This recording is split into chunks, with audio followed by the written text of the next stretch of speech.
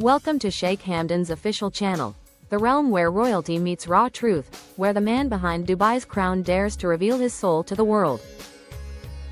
Today, the silence is broken, the world stands still, and every heart beats faster as Sheikh Hamdan delivers a statement that nobody expected, one that shook nations, shattered boundaries, and reminded the world that courage still lives in the hearts of kings. Cameras rolled, lights flared, and yet his presence alone commanded the moment, calm, firm, unshaken. The air trembled, for what he was about to say would rewrite everything people thought they knew about him. The room was filled with anticipation, journalists from across continents, dignitaries, and citizens glued to screens, waiting for the royal words that carried not only power but truth. Sheikh Hamdan stood before the world, not as a ruler, not as a symbol, but as a man who had seen both the golden heights of glory and the dark valleys of solitude. His eyes reflected depth, the kind that comes only from walking through storms and returning with wisdom.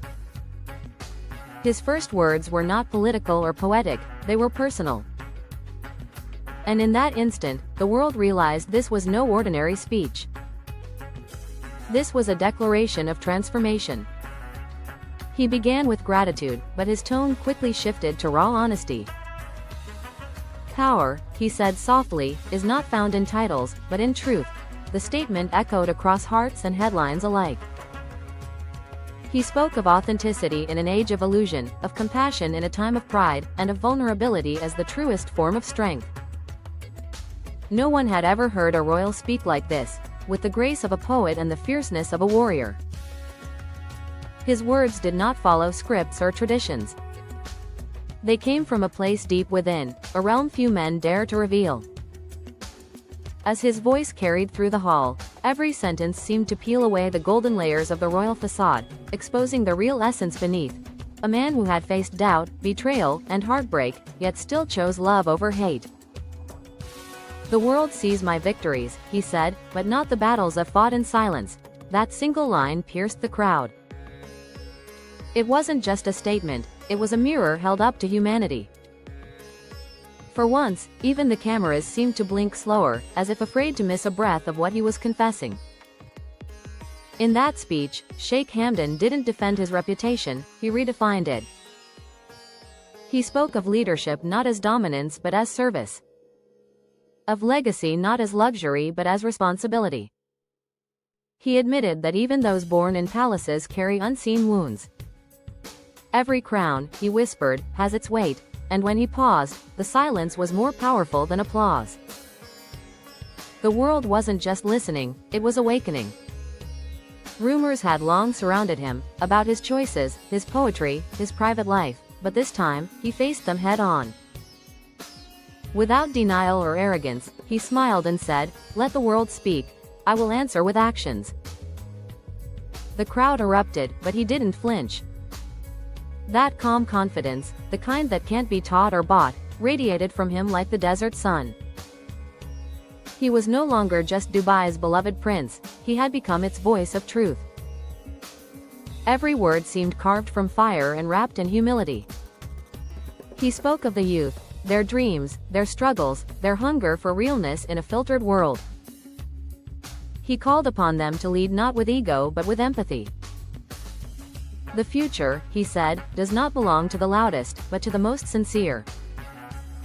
That line alone would later trend worldwide, quoted, replayed, and printed on millions of screens, because it captured the essence of a generation yearning for something pure. Behind his composed exterior, there was a deeper revelation, one that hinted at personal sacrifice. Without naming names, he spoke of love lost to duty, of promises buried under responsibility. The crowd sensed it, a story hidden between his lines, perhaps of someone who once touched his heart and changed the course of his soul. His voice softened when he said, "Some truths I will never explain, but I will always honor them." And that sentence alone. The days following his speech felt like a global awakening. Every major network replayed his words, every magazine dissected each line, and yet none could truly capture the emotion behind them. Sheikh Hamdan's statement had transcended politics, religion, and geography. It became a conversation about humanity itself. People saw in him not just a royal figure, but a reflection of their own struggles, the battle between expectation and authenticity. Across the Middle East, young dreamers quoted his words as mantras of hope. In distant countries, leaders privately admitted that his courage had challenged them to rethink what true power means. He had not just made a statement, he had started a movement. Inside Dubai, something magical began to unfold. The atmosphere shifted, softer, more inspired. Poets wrote verses about him, artists painted his portrait with halos of light, and even the streets of the city seemed to pulse with a new rhythm of pride. He was no longer just the crown prince. He had become a symbol of modern leadership, a man who stood for truth in a world drowning in illusion. People whispered his name with reverence not because of his title, but because of his humanity. He had given his people something far more valuable than promises. He had given them permission to be real. But behind the global admiration, Sheikh Hamdan remained calm and distant, almost meditative. He withdrew from public appearances for a short while, allowing his words to breathe, to settle, to sink into the world's conscience. During this quiet phase, he was seen more often with his camera, his horses, and his poems, returning to the roots of what made him human. Those close to him said he spent hours by the sea, writing and reflecting, as if seeking divine guidance for what was to come next. The world had heard his voice, now, he was listening to the silence. That silence, they say, became his greatest teacher. One evening, he appeared again, not on a stage, but through a poetic video he posted himself. No grand production, no royal symbols, just his voice against the golden dunes of Dubai. Truth, he said, is not spoken once, it must be lived daily. That single sentence reignited the flame that had never truly gone out.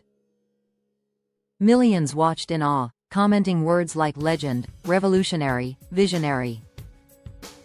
But beneath all the praise, what stood out was his humility. Even in his boldness, he never placed himself above others, he simply invited the world to rise with him. As the message spread further, it began to influence even those who had once doubted him. Political analysts who criticized his poetic leadership began to admire his emotional intelligence. Religious leaders spoke of his words as reflections of divine truth. Scholars quoted his speech in universities as a study of modern authenticity.